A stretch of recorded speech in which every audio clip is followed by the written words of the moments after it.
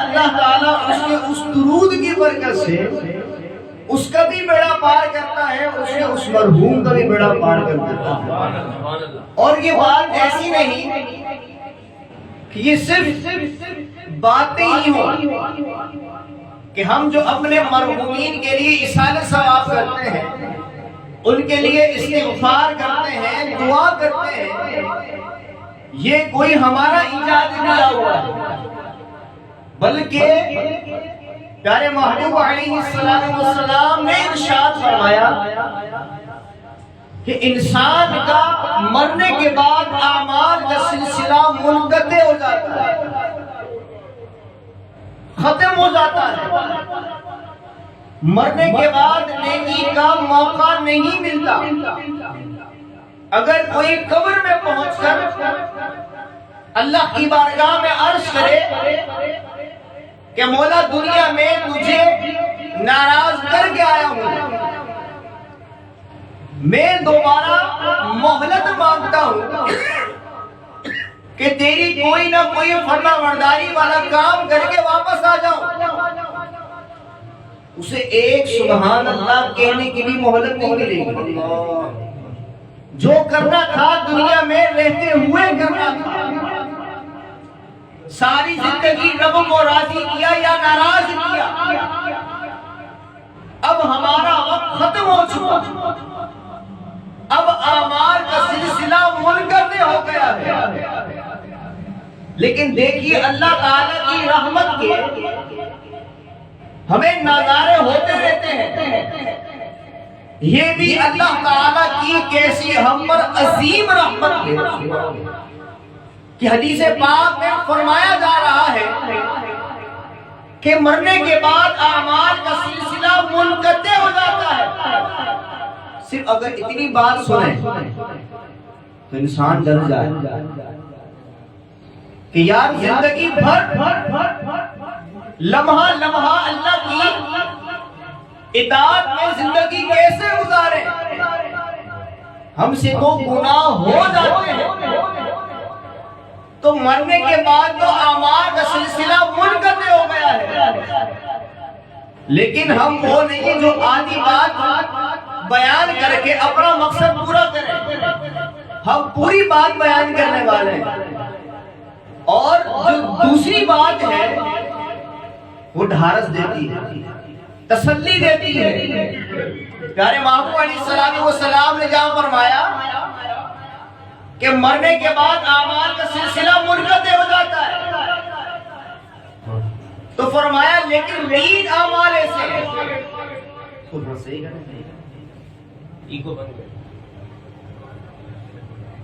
لیکن 3 اعمال ایسے ہیں کہ جس کا مرنے کے بعد بھی فائدہ پہنچتا ہے۔ ایک طرف تو یہ بات ہے کہ اعمال کا سلسلہ منقطع ختم ہو گیا، لیکن دوسری جانب پیارے محبوب تسلی بھی دے رہے ہیں کہ میرے غلاموں 3 باتیں ایسی ہیں کہ جس کا تمہیں مرنے کے بعد بھی فائدہ پہنچتا رہے گا۔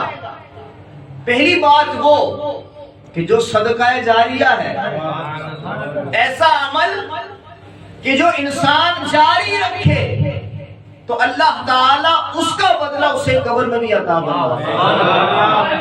رب کی توفیق سے کسی نے مسجد تعمیر کروا دی، پوری مسجد تعمیر نہیں کر سکتا، مسجد نے ایک سیمنٹ کی بوری دے دی، ایک اینٹ دے دی، تو رب کی رحمت ہے نا، جو اینٹ دے سکتا ہے وہ اینٹ دے، جو پوری مسجد بنا سکتا ہے وہ پوری مسجد بنائے۔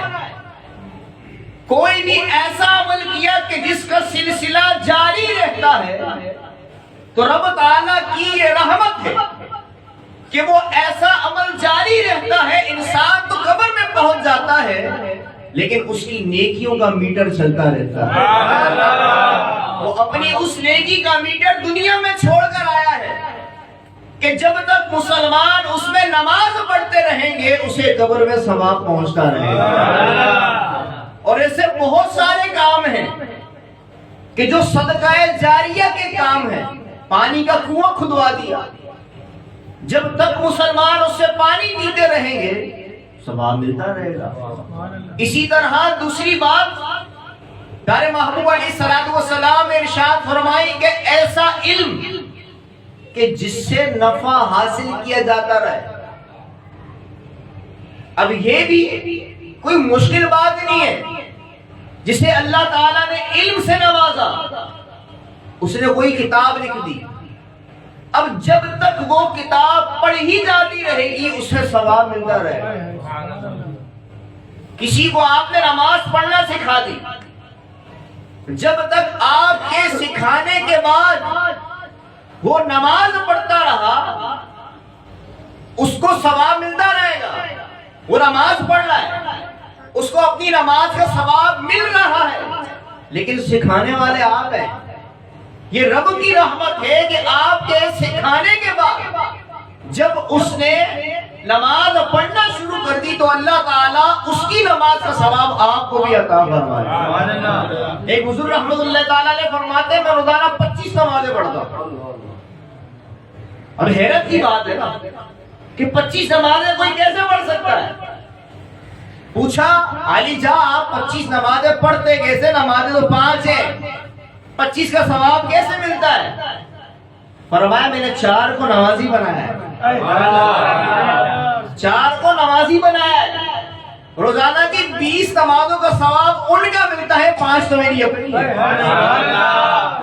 تو یہ ایسا علم ہے جو نفع دے رہا ہے۔